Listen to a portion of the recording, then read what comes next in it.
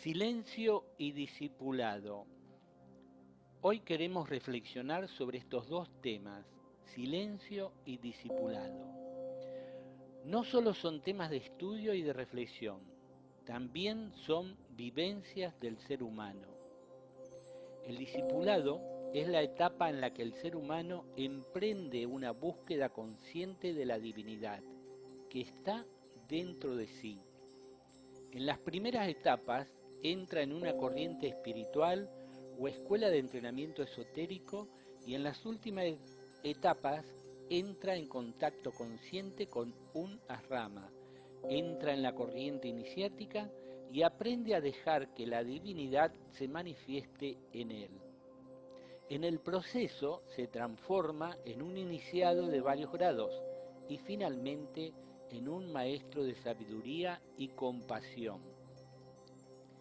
Se dice que el discipulado se extiende desde el aspirante que recién entra en el camino espiritual hasta el Cristo mismo o instructor del mundo, que a su vez es discípulo del Señor del mundo que preside en Shambhala y es el representante de Dios en la tierra. El silencio ha sido mencionado como importante en todas las tradiciones religiosas y espirituales de todos los tiempos. Se dice que antes que un aspirante pueda entrar en algunos lugares de entrenamiento espiritual, debía guardar 7 años de silencio. También está esa imagen de un candidato que pide entrar en un templo y lo dejan afuera guardando silencio. Llueva, haga frío o haga buen tiempo, el candidato está sentado afuera del templo tratando de demostrar que puede hacer silencio. Y cuando logra estar en silencio, lo dejan entrar. Es una imagen muy romántica, tal vez, pero refleja una realidad. Pensamos que lo de los 7 años de silencio es simbólico, puede ser menos o más tiempo. Lo que sí es necesario es que sepa permanecer en silencio. Nadie puede penetrar en unas ramas de la gran fraternidad blanca de la tierra si no sabe permanecer en silencio. Un cierto silencio es necesario. Este asunto esencial del silencio no siempre ha sido tenido en cuenta en las corrientes esotéricas y espirituales de la actualidad. Otros aspectos han tenido más importancia y relevancia. No obstante ello, algunos instructores y escritores de la actualidad vienen remarcando la suprema importancia del silencio para despertar o avanzar en el sendero del discipulado. Hoy trataremos de presentar algunas citas interesantes sobre la importancia del silencio. Luego, remarcaremos algunos puntos para ver la fuerte conexión entre discipulado y silencio. Y concluiremos en lo esencial que es encontrar la puerta del silencio que conduce a las realidades espirituales y trascendentes y a la mutación completa del discípulo.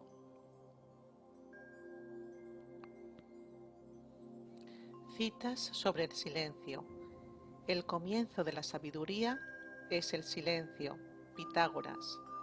La disciplina del silencio, según Pitágoras, tenía como objetivo algo más que calmar la mente mediante el control de la palabra.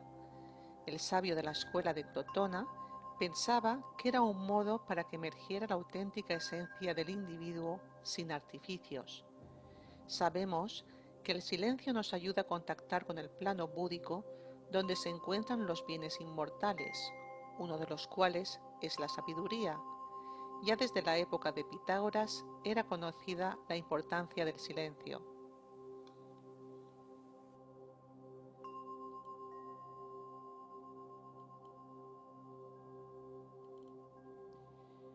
La mente es el gran destructor de lo real. Destruye al discípulo al destructor. La voz del silencio de Elena Petrona Blavatsky. En estas dos frases, Blavatsky habla del silencio. Cuando la mente está llena de pensamientos, no permite que lo real surja. Es decir, nuestro ser profundo, que es la propia divinidad, lo real. Si mantenemos la mente en silencio, es como la destruimos, porque no dejamos que haga lo que quiera, y entonces deja de existir. ¿Estamos hablando de la mente inferior o concreta?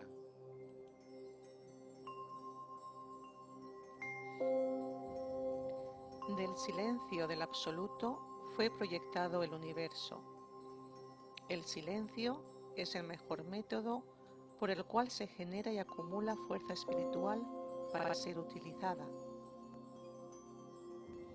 El discípulo que desea pasar los portales de la iniciación no lo conseguirá hasta conocer el poder del lenguaje y del silencio.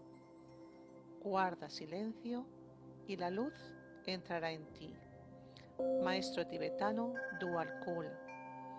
El maestro tibetano nos habla en muy diversas ocasiones del valor del silencio.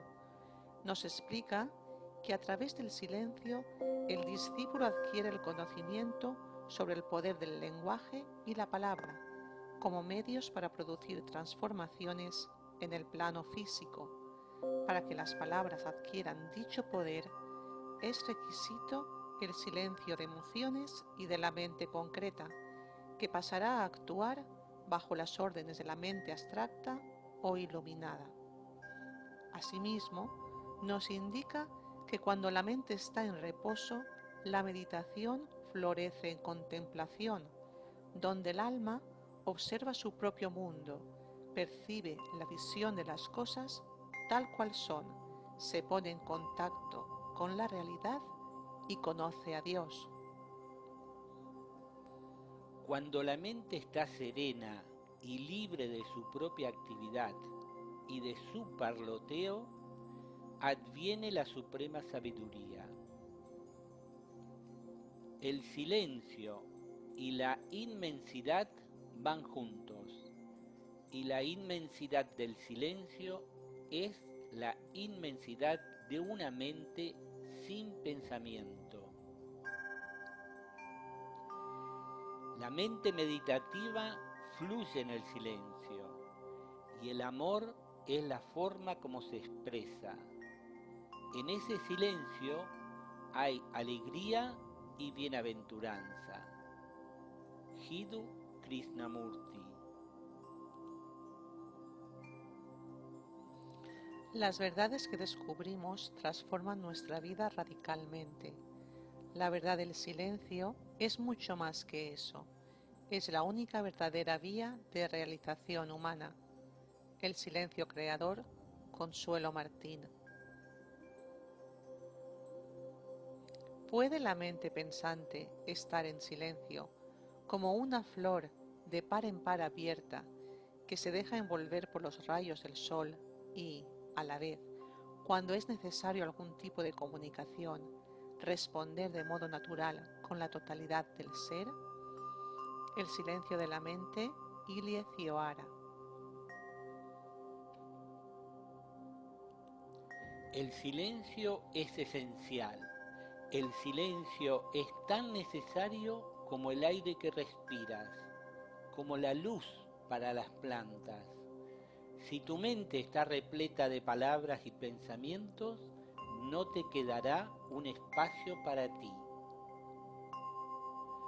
Cuando te sientas en silencio, puedes observar el ir y venir de tus pensamientos, y en lugar de rumiar en ellos, dejas que lleguen y se vayan, mientras te concentras en la respiración y en el silencio que se ha hecho en ti.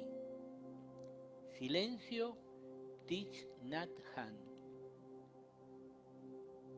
Cuando no existen pensamientos, hay un completo silencio y la totalidad de nuestro ser está muy vivo, por lo que no hay aridez alguna ni pena. Mantener siempre un atento silencio es el verdadero espíritu de la práctica de la atención. la vía del no apego dir avanza.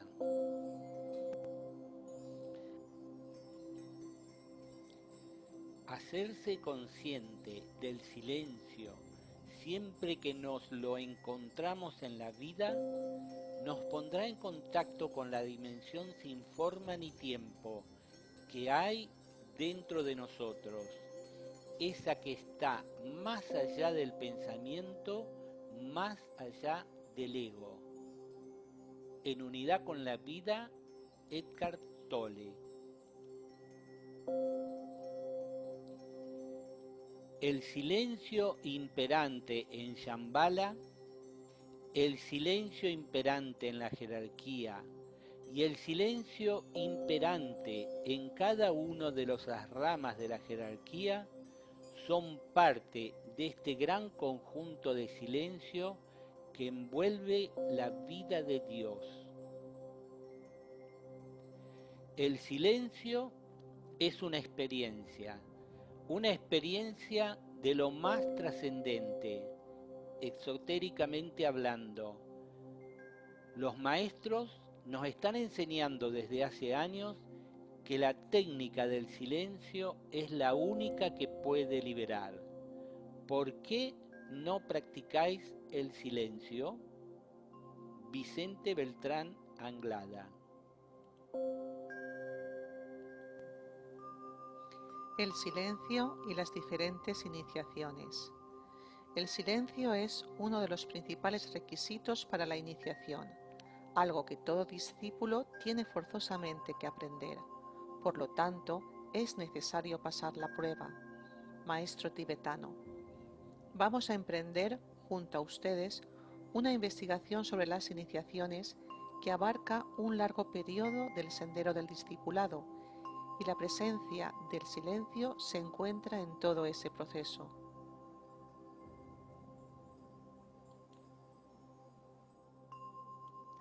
Primera iniciación.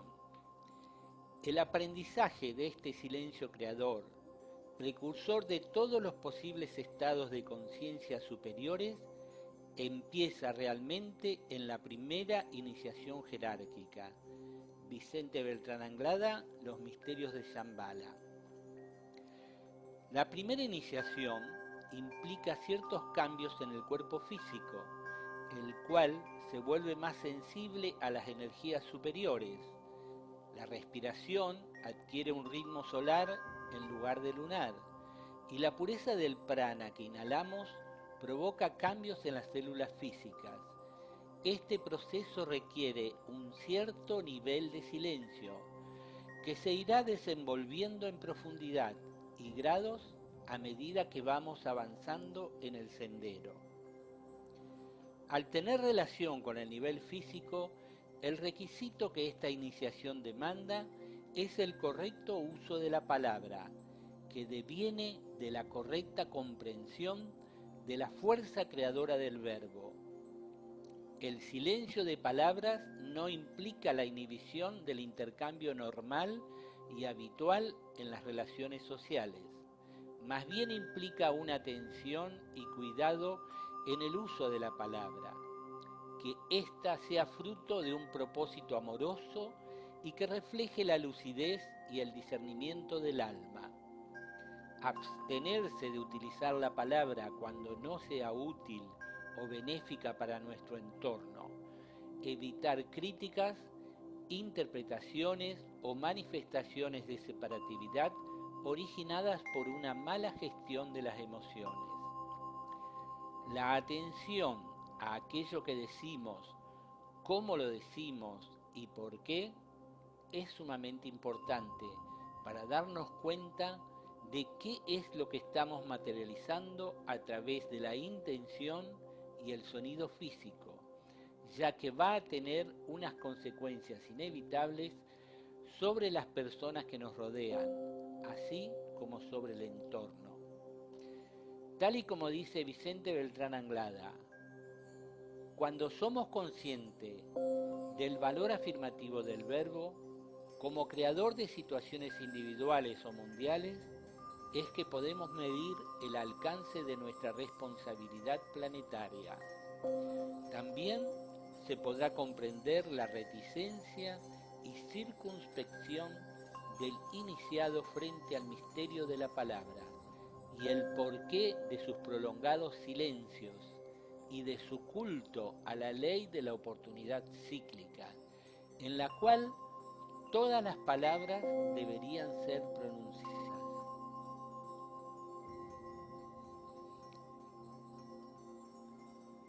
Segunda iniciación. Esta iniciación marca el predominio del alma del discípulo iniciado sobre su cuerpo astral o de las emociones. Antes de perder fuerza, dichas energías astrales se intensifican, al igual que la mente se ve impulsada a un entendimiento superior, desde el cual puede obtener un control sobre la mente concreta y sobre el vehículo astral. El iniciado pasa de esta manera de kama manas, la mente condicionada por el deseo, al manas superior, el nivel abstracto de la mente.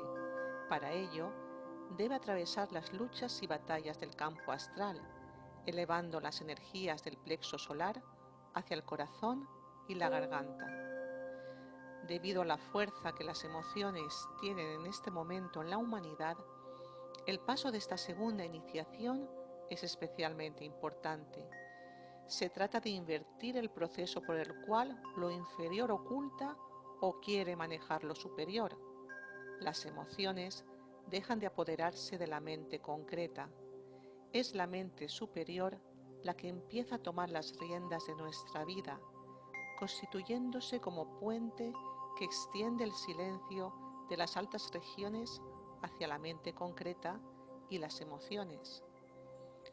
La dificultad que los seres humanos enfrentan en relación con el cuerpo emocional o de deseos es que intentan doblegarlo desde una mente concreta inmersa en la dualidad, la cual no tiene suficiente comprensión del funcionamiento de los procesos energéticos emocionales, ni la cualidad energética adecuada para abordarlos correctamente.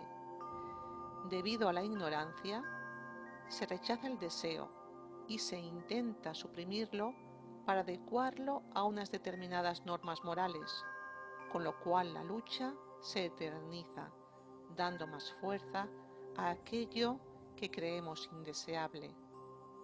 En realidad, la actuación más eficaz se da cuando abordamos la emoción desde un cierto nivel de silencio de la mente concreta, la cual debe abstenerse de rechazar, condenar o considerar inadecuado aquello que estamos sintiendo o pensando.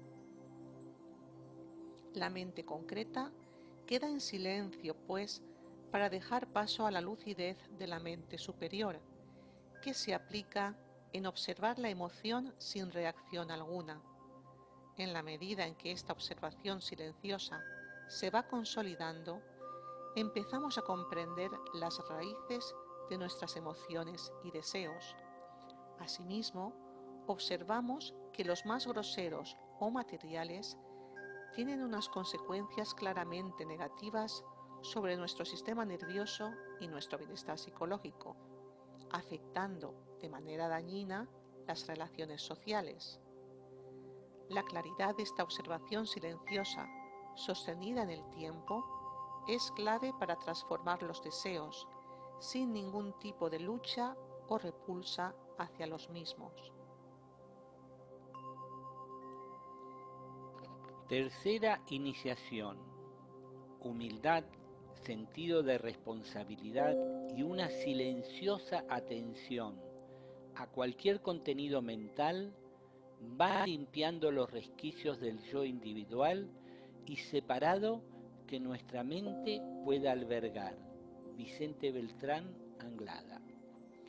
La tercera iniciación se corresponde con la perfecta integración de los vehículos en los tres mundos, el mental, el astral y el físico, que han establecido un contacto consciente y permanente con el alma o yo superior. Las creencias personales no tienen ya la fuerza de antaño.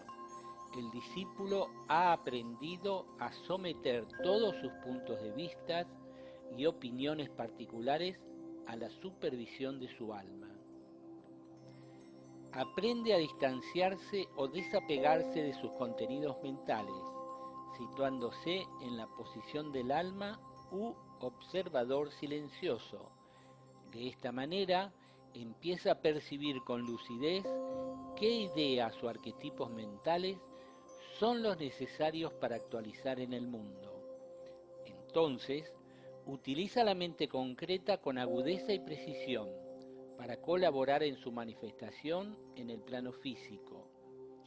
Todo este proceso está exento de la distorsión de la emocionalidad, ya previamente reconocida y acallada, y debería realizarse con el debido desapego hacia las creencias personales, tal y como hemos mencionado. Este último punto es más costoso de realizar para algunos discípulos, ya que se aferran a creencias y opiniones, al igual que a determinadas presentaciones de la verdad, por considerarlas las más justas o correctas. Pueden defender con ahínco a determinados instructores o presentaciones de la verdad, en detrimento de otras, creando un cierto malestar entre quienes escuchan. Olvidan que las verdades captadas son siempre parciales y revisables a la luz del alma, cuya visión sintética nos abre continuamente a campos de comprensión mayores. Según Vicente Beltrán Anglada, a partir de aquí el aforismo esotérico serena expectación empieza a regir prácticamente la vida del iniciado, de quien se dice que en esta etapa piensa más con el corazón que con la mente y siente más con la mente que con el corazón.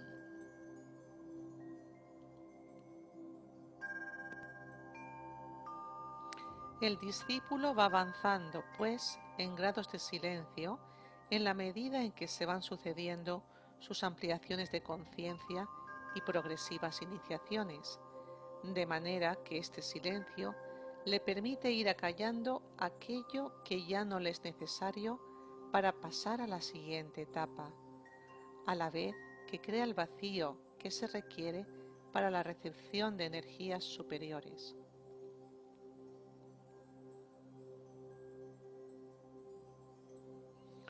La atención lleva al silencio. Vicente Beltrán Anglada nos dice que la atención lleva al silencio, no sólo de palabras, sino de emociones y pensamientos. De este silencio, profundizado y extendido en nuestras vidas, surge la contemplación o serena expectación. La mente silente se convierte en el receptáculo de la atención, la cual procede de la mónada o espíritu. Esta última afirmación nos explica el porqué del gran poder transformador de la atención, ya que contiene en sí energía divina. Acostumbrados como estamos a emplear la mente para reflexionar, solucionar problemas y distinguir lo verdadero de lo falso, el secreto que encierra la atención a menudo se nos escapa, ya que solo se puede aprehender por la experiencia directa que genera. ¿Cuáles son las características de este tipo de atención? Se trata de una profunda escucha, en la cual las fronteras que delimitaban al yo conocido desaparecen. Si la depositamos y mantenemos en objetos sensoriales, desaparece la diferencia entre el perceptor y lo percibido. De esta manera, por ejemplo, cuando contemplamos un paisaje, saboreamos una comida, escuchamos a otra persona, tan solo queda la profunda vivencia de la experiencia, sin reacciones de atracción o repulsa por parte del yo separado. Otra manera de descubrir la naturaleza de esta atención es adentrarnos en el silencio que se genera cuando nos sentamos a meditar. En un primer momento, cuando cerramos los ojos, empiezan a desfilar por nuestro mundo interno imágenes, recuerdos, pensamientos, sensaciones sensoriales, toda una gama de objetos intentará atrapar la atención del observador, es decir, se produce una inercia a focalizarnos en lo material, en las formas de los tres mundos. Sabiendo esto, nos disponemos a observar de manera que dichas formas no nos arrastren, sin alentarlas ni perpetuarlas, otorgándoles importancia o realidad. Nos convertimos entonces en los dueños de dicha observación, y en la medida en que persistimos en mantenernos atentos, se irá produciendo un distanciamiento o desapego de todo aquello que aparece en nuestra pantalla mental. Lo reconocemos, pero no nos impacta ni nos arrastra, simplemente dejamos que pase. Más adelante, la misma fuerza de la atención sostenida hará que los contenidos mentales se acallen y nos quedaremos en un vacío de todo aquello relativo a la personalidad. Cuando este vacío sin formas aparece, ¿a qué atendemos entonces? Se atiende al mismo silencio, a la misma atención, a la fuerza de la vida que somos, una fuerza dinámica, poderosa, de esencia monádica, dotada de una pureza primigenia antes de su manifestación en el mundo de la dualidad.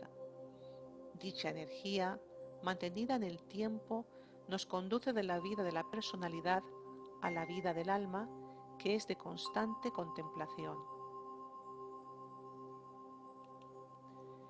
En conclusión, podríamos decir que cuando la atención, que es monádica, es decir, que proviene de nuestro propio espíritu, es acogida por la mente del discípulo, se genera un gran silencio, un silencio dinámico que abre una puerta dimensional en la conciencia. En el espacio que antes ocupaban los deseos, emociones y pensamientos, ahora hay una serena expectación que nos permite atravesar la puerta y de pronto, en ese espacio eterno y sagrado, nos encontramos hablando telepáticamente con nuestro ángel solar, que nos presenta a nuestro maestro en las ramas, quien nos abraza con su amor y sabiduría y nos prepara con paciencia para llegar hasta los pies del iniciador uno, Sanat Kumara, el Señor del mundo. Conclusión. Es posible que en estos momentos de la evolución planetaria muchos seres humanos estén enfrentando el reto de la segunda iniciación, en el cual tendrán que afrontar el dominio de sus emociones, y dada la fuerza de la mente concreta, es inevitable hacer hincapié en la necesidad del silencio de pensamientos, ya que sólo de esta manera se crearán espacios en la mente por los cuales pueda penetrar la lucidez de la mente abstracta. Al profundizar estos silencios, dejamos paso a la energía búdica que, directamente orientada hacia nuestro corazón, despierta la sabiduría eterna que en este espacio anida. Por todo lo que se ha dicho, concluimos que el sendero del discipulado y el silencio están indisolublemente unidos. El despertar a la necesidad de silencio, que es lo que nos hará avanzar, surge espontáneamente en algún momento en la vida del discípulo.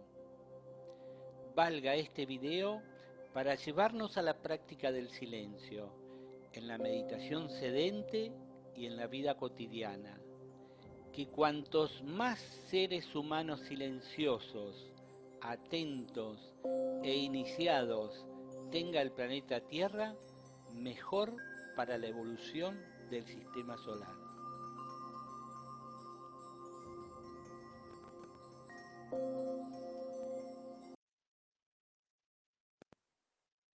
Reflexión.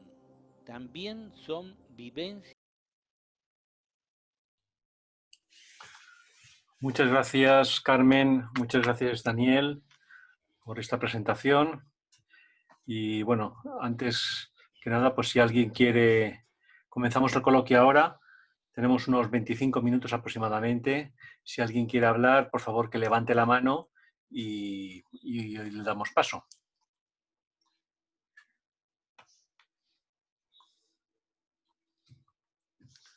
Mientras tanto, si queréis hacer alguna matización, adelante, Daniel, mientras alguien pide la mano.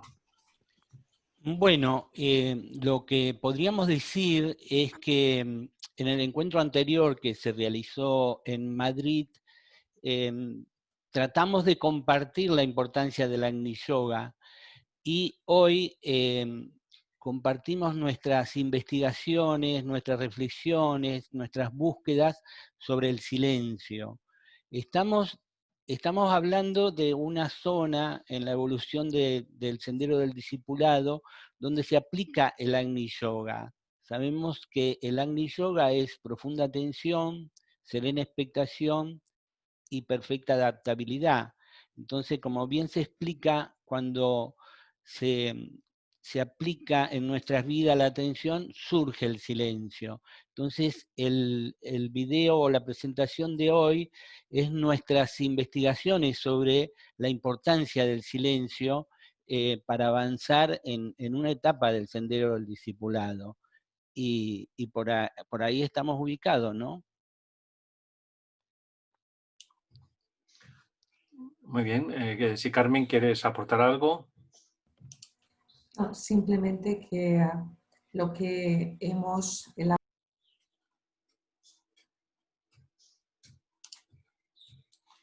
Reactiva el audio, por favor, Carmen, que se te ha cerrado.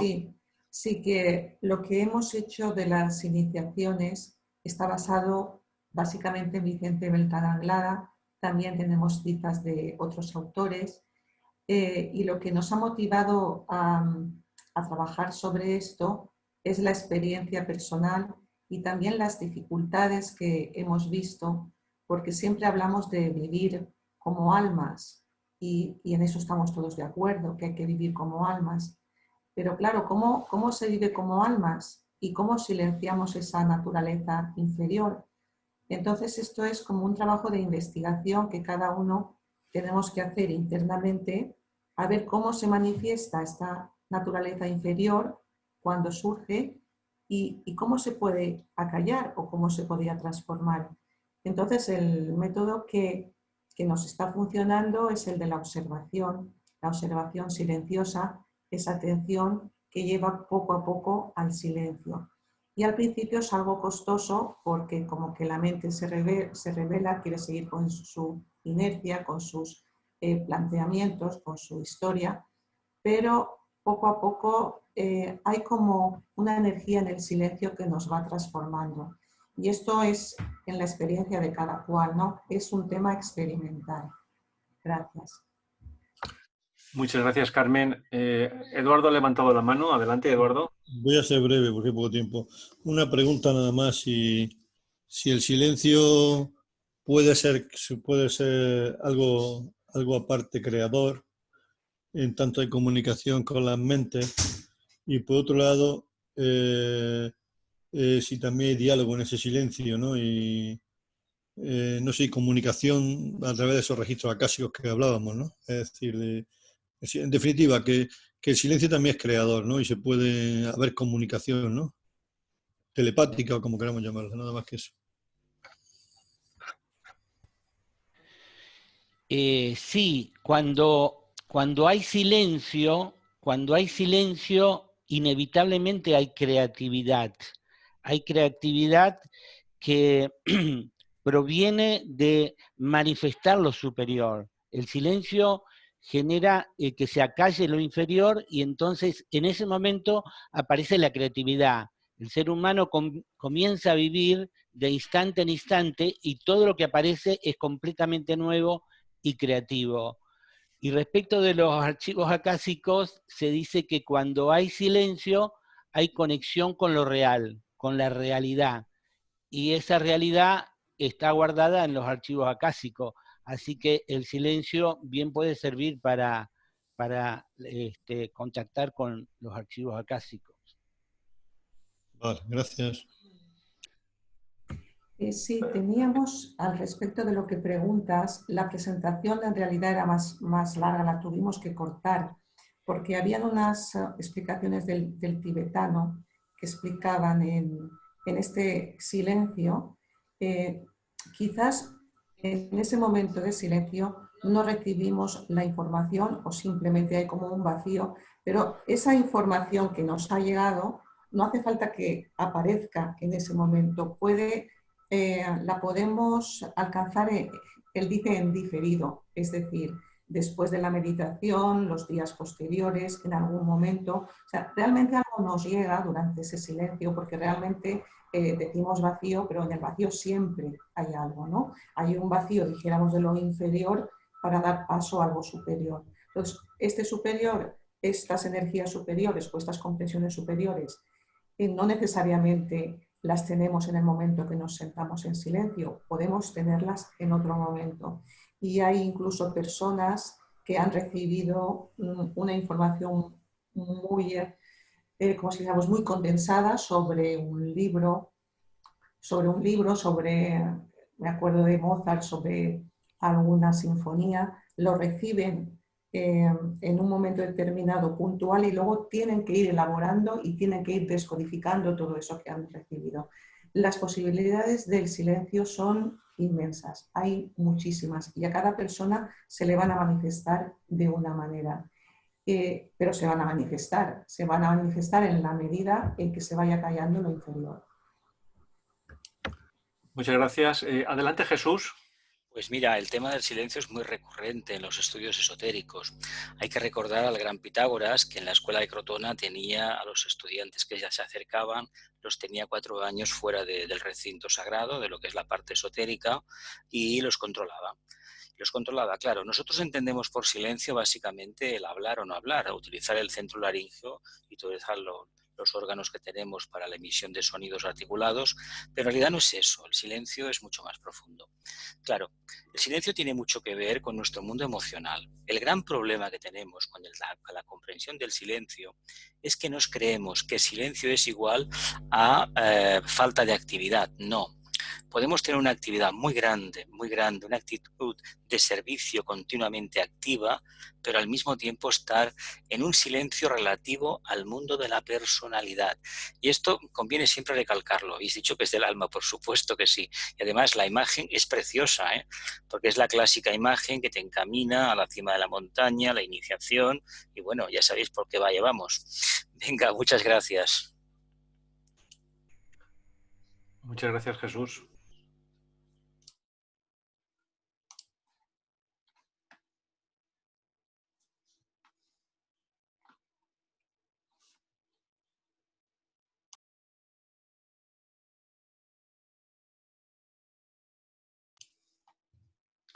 Daniel, Carmen, si queréis hacer alguna matización sobre los últimos comentarios de Jesús, adelante. Bueno, lo que pasa con Jesús es que últimamente estamos de acuerdo en casi todo, ¿no? Entonces, él a veces nos ha explicado sus vivencias de silencio, que han sido muy profundas, o son muy profundas, ¿no? Y entonces, ahí denota que llegamos a comprender más el silencio cuando empezamos a vivirlo de alguna manera en nuestra vida, ¿no? En cualquier momento. Entonces se nos dice que el vivir de esta manera, con esta atención a la vida, como que nos proporciona otra perspectiva y nos hace estar como más, para la redundancia, más vivos, ¿no? Más vivos, más atentos, más apercibidos de todo aquello cuanto ocurre. En la psicología, pues se utiliza en la corriente del mindfulness y en muchas otras, pero vamos un poco más allá, porque no se trata ya de mejorar el ego, que sí, que se mejora, pero vamos ya a una etapa más trascendente, a una etapa más profunda en la cual esa atracción de los 3 mundos de la forma, que es la que hace que surjan pensamientos, deseos y todo relacionado con la vida del pequeño yo, que todo esto se vaya disolviendo y que aparezca algo, ¿no? También en este encuentro se ha hablado de lo grupal, de la buena voluntad, pues todo esto va a ir apareciendo en la medida en que cuando dejamos de considerarnos un yo individual, separado, y empezamos a tener la vislumbre de esa conexión con los demás, ¿no? Cambia totalmente la perspectiva de la vida. Y grupos como este u otros grupos de estudio, de meditación, de reflexión, pues nos van dando las pautas y nos van dando ese lugar para reconocernos como partes de esa alma una y reconocer la conexión que hay entre nosotros. Así que bueno, aprovechémoslo, que realmente es un espacio nutridor y revelador de muchas verdades. Muchas gracias. Sí, Daniel. Sí, ahí en el chat preguntaba a Ana Luisa cuánto tiempo hace que estamos investigando el silencio, y yo le puse 3 años más o menos, pero fue un proceso espontáneo. Carmen hizo un curso de mindfulness acá en una universidad de España. Yo hice otro curso en la Universidad Favaloro de Buenos Aires. Después con mi hijo había estado un buen tiempo haciendo la práctica del budismo zen, que es sentarse y hacer silencio. Y después Carmen tomó contacto con el instructor de Vedanta Advaita, Iván Oliveros, donde ahí también sentarse y meditar en silencio es importante. Cuando yo vine a España, fuimos juntos a un retiro de silencio de Iván Oliveros, y también hicimos un curso de mindfulness con el budismo zen basado en la tradición budista. Y Carmen a su vez tiene, ahí también se practicaba la meditación de silencio. Carmen hizo un curso de 2 años de psicología transpersonal. La psicología transpersonal tiene abiertas en forma presencial, ahora no por el COVID, pero en forma presencial y por Zoom, meditaciones de silencio.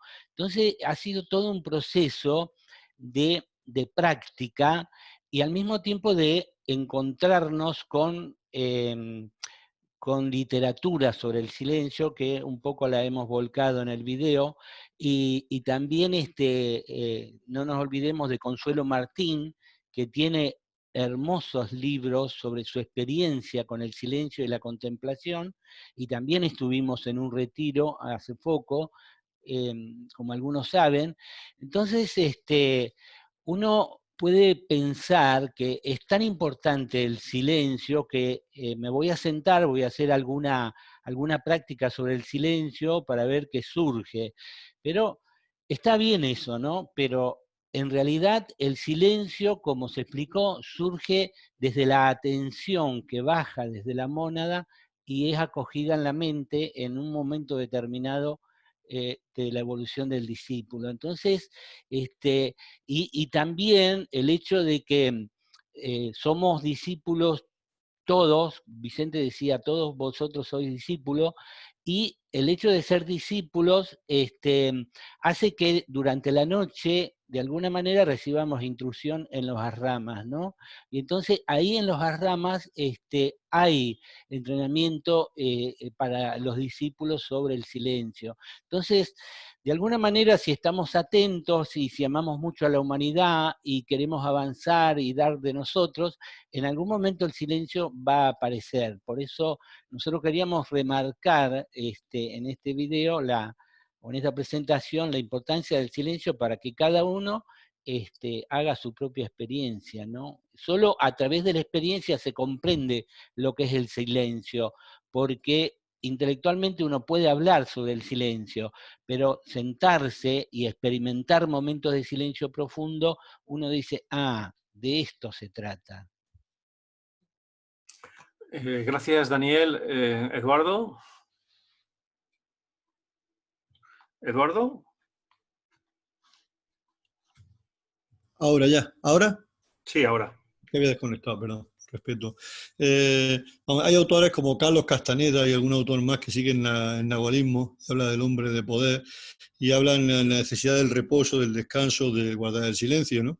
En esa desconexión que habéis dicho vosotros y también Jesús, ¿no? Y otra gente, sobre no solo desconectar el laringe, sino desconectar el cuerpo emocional, el cuerpo mental, etcétera, ¿no? Entonces, parece ser que cuando se reposa, o cuando simplemente ya cuando se reposa, pues, o se desconecta, pues es incluso algo curador o algo magnífico si se consigue, ¿no? Entonces, algo que, aunque la meditación ya ocurre en cierto modo, en la serena expectación, como habéis dicho, pues no sé qué de vuestra experiencia o de si habéis leído algún otro autor, ¿qué opináis o qué podéis hablar, sobre todo de la experiencia vuestra, nada más? Sí.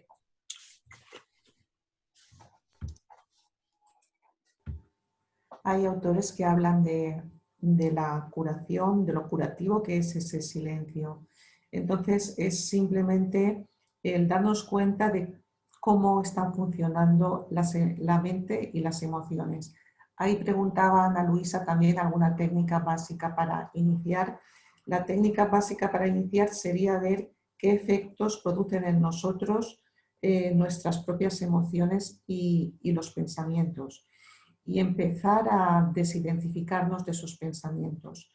Se nos dice que, bueno, hay autores, incluso algún médico como el doctor Hammer, que muchas o casi todas las enfermedades vienen de un desequilibrio emocional. Estas emociones que no están correctamente gestionadas afectan al cuerpo físico, y aquello que no hemos podido aclarar, descifrar o sanar en nuestra psique, acaba manifestándose en lo físico para que realmente le hagamos caso, le prestemos atención, podamos renovarnos, ¿no?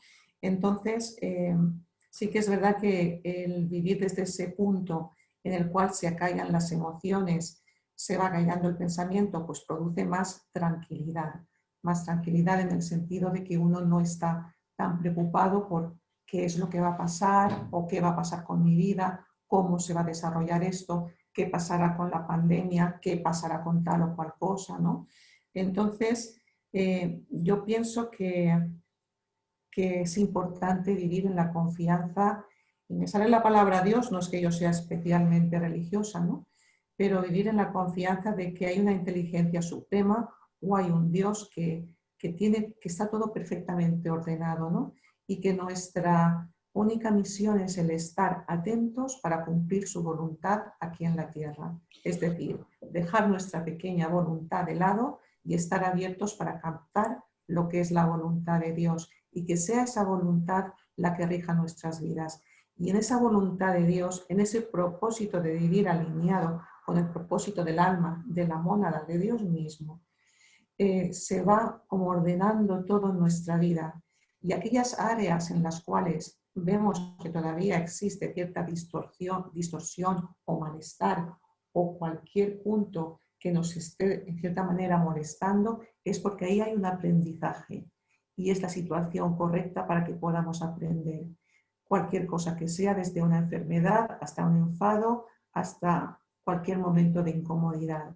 Veamos el por qué me ha surgido esta emoción, por qué me surge esta enfermedad, y afrontémoslo, no dejémoslo debajo de la alfombra. Veamos qué es y apliquemos esa voluntad para simplemente ver qué me está pasando. Y yo creo que esa voluntad de ver y ese silencio como que nos va transformando, va tranquilizando el sistema nervioso, y bueno, no es que nos vaya a librar de todas las enfermedades, puede que haya un karma, puede que haya pues, cosas que desconocemos y tengamos que pasar todavía, ¿no? Pero sí que nos ayuda a afrontar todo aquello que nos ocurre desde una perspectiva totalmente diferente, con más comprensión, con más lucidez, y bueno, poco a poco, porque a veces nos saldrá mejor, otras veces peor, y estamos todos en el camino y nos van a pasar muchas cosas para que aprendamos. A veces nos puede parecer que, sentarnos a meditar en silencio es un camino y una técnica individual. en realidad la atención genera el silencio. Hay dos maneras de practicar la atención. Es a través de la meditación, en forma sentada o sedente, como se dice todos los días. Hay autores que recalcan mucho la importancia de esta práctica. Hay un comentarista budista, John Yates, creo, que habla de la importancia de meditar todos los días. También los científicos Richard Davidson y Daniel Goleman hablan exactamente de lo mismo. Ellos son practicantes de la meditación de silencio, pero también, como nos dice Vicente Beltrán Anglada, es la atención durante las 24 horas del día. Es decir, nos sentamos a meditar un cierto tiempo, pero el resto del día seguimos atentos.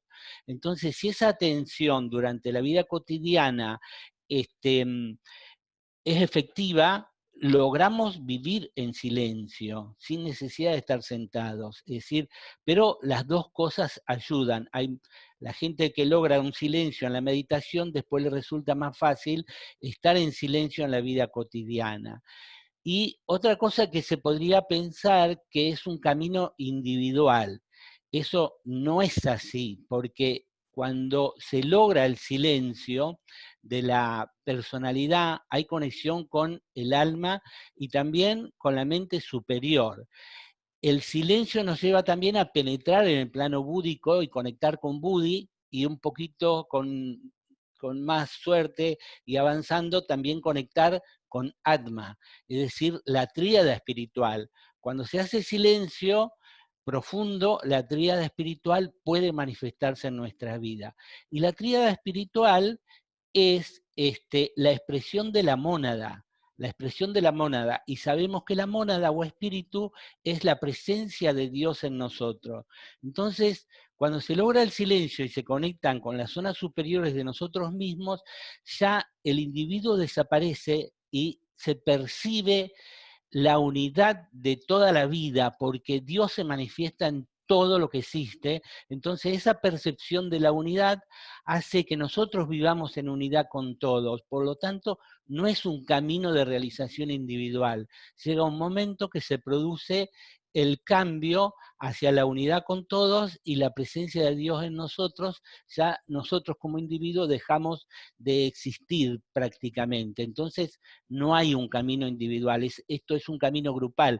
Y la manifestación de las cualidades espirituales, de luz, amor y voluntad espiritual, más las que están en el plano búdico y que Vicente Beltrán Anglada les llama los bienes inmortales, como son la paz, la libertad, la compasión, el amor, todo eso se manifiesta en el ser humano que tiene éxito en todo este proceso, y entonces todas esas cualidades se irradian en el medio ambiente. Entonces nos unimos, es decir, hay que entender que esa imagen del monje o el meditador que se recluye en una caverna y hace su camino individual y conecta con Dios y el mundo va por otro lado, no es así. Es decir, todo aquel que entra en el silencio profundo y desarrolla la serena expectación o la contemplación, se une más al mundo, a la humanidad y a toda la creación de Dios aquí en la tierra, ¿no?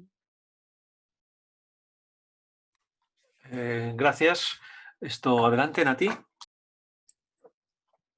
Sí, bueno, pues muchísimas gracias por vuestra ponencia. La verdad es que me ha transportado a silencio, la misma ponencia, muy, muy agradable, y os lo agradezco. Y desde este silencio en el que ahora mismo me encuentro, lo que quería era preguntar y aportar lo siguiente, y es que no será lo mismo silencio que la plena aceptación de la vida tal como es, pero no como, por ejemplo, desde un punto de vista de resignación, ni de represión o inhibición, sino desde ese punto de vista del que estáis hablando, desde la observación de lo que está manifestado, que al final simplemente lo manifestado, lo que es la propia vida, ¿no? O el propio ser que se manifiesta en cada uno de nosotros, en la naturaleza. Y luego también quería comentar que también hay otros medios de encontrar ese silencio a través del movimiento también. Yo por lo menos lo he encontrado. Los derviches también meditan desde ese movimiento, ¿no? Entonces, pues un poco me da la impresión de que existen muchas vías y también en la línea de lo que comentabais, ¿no? Que tiene que ser una experiencia y que al final cada uno tiene que encontrar su propio medio. Y al final ese es el camino del real aprendizaje, no en copiar a los demás, sino desde uno mismo estar en contacto con su verdadero ser y desde ahí encontrar su propia verdad interna. Gracias. Bueno, Nati, ahí... Muy breve porque ya vamos a cerrar, ¿eh? Sí, bueno, pues decir que sí, que la aceptación, el no rechazar lo que ocurre, el no oponernos a nada, y eso hay que entender también que a veces la personalidad quiere actuar, quiere que algo cambie, quiere mejorar, pero con confianza de que si estamos en ese centramiento vamos a hacer lo más correcto para que la situación mejore, y no hace falta ni rechazar, ni oponerse, sino simplemente estar centrados y responder con la plenitud del ser. Y ahí daremos la respuesta correcta. Y después lo que has dicho, claro que hay muchos métodos, como hay muchísimas personas con características diferentes y a cada uno nos va mejor una técnica, una táctica, otra, es ir descubriéndonos cómo somos y qué es lo que nos va mejor. Y quería decir algo, Daniel, no sé si queda tiempo. Sí, Nati, con esta aportación tuya completaste lo que es el Agni Yoga, porque hablamos de atención, silencio y serena expectación, y la aceptación es como la adaptabilidad, ¿no? Y mucha gente dice que si bien se explican esas tres reglas operativas básicas del Agni Yoga, en realidad funcionan las tres juntas, ¿no?